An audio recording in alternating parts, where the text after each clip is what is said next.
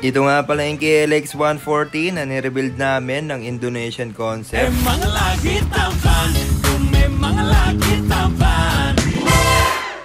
Bali, ito nga pala yung gamit na enduro ng kapatid ko na si To, Kawasaki KLX 140. Okay naman to mga paps. Nabili niya ng second hand at wala naman problema sa makina or kahit saan pa. Okay din yung itsura. Ay lang, sa kaka-TikTok siguro niya nakakita ng mga enduro na Indonesian concept. Kaya siguro na inspired. Alam naman natin na may Thailand, Malaysian at Indonesian concept sa mga scooter at underbone. Pero sa mga enduro, meron na rin yan. Kaya ito na, pakita ko na sa inyo yung mga pinanggagawa namin. Hindi ko na na-videohan yung pagbaklas ng mga flarings, pagbaba ng makina at kung ano-ano pa. Bali yung parteng ito ay kakatapos lang malinisan at mapinturahan ng chassis at swing arm at linalagay na yung makina. Ito nga paling hub na bagong powder coat. Makapal at matibay yung pagkapintura. Kulay green. Nanginginang-inang pa mga paps. Sa mga gustong magpa-powder coat, Along Tarlac, message lang kayo sa page nila. Pro coat from Kapas Tarlac sila. Yan nga pala yung sa harapan at ito naman yung hub sa likuran. Bale, hindi na siya bumili ng bagong hub. Yung stock lang to para mas matibay. Ito naman yung lumang rim set at gulong pero hindi na gagamitin yan. Ito yung bagong rim set na nabili. Takosago, kulay violet mga paps, ubing-ube. Pinartneran pa ng handle grip na color violet din. Pagkatapos yung kanyang seat cover, may pagka mint green yung dating. Napaka-presko sa mata. Bale, yung mga mekanikong tumulong, si Logby tsaka sa CJ. Ito naman yung exhaust. Yan din yung nakalagay dati. Hindi na pinalitan pero ginamitan ko ng pinagbabawal na technique para magmukhang bago. Konting buffing lang. Gamit itong cordless na drill na Wadfo. Bali, nilagyan ko lang ng metal polish tapos drill. Then kuminang na. Kinabukasan, bumili nga kami ng gulong kina Boss Mike sa may Cristo Rey Kapas Tarlac. Ito yung nabili namin, IRC VX30 110 by 100. Napaka-solid, mukhang matibay. Medyo may kamahalan din pero nabigyan naman ng discount. At pati nga ako napabili ng gulong. Ito naman yung nabili ko, Prima. Mas mura ng konti pero subok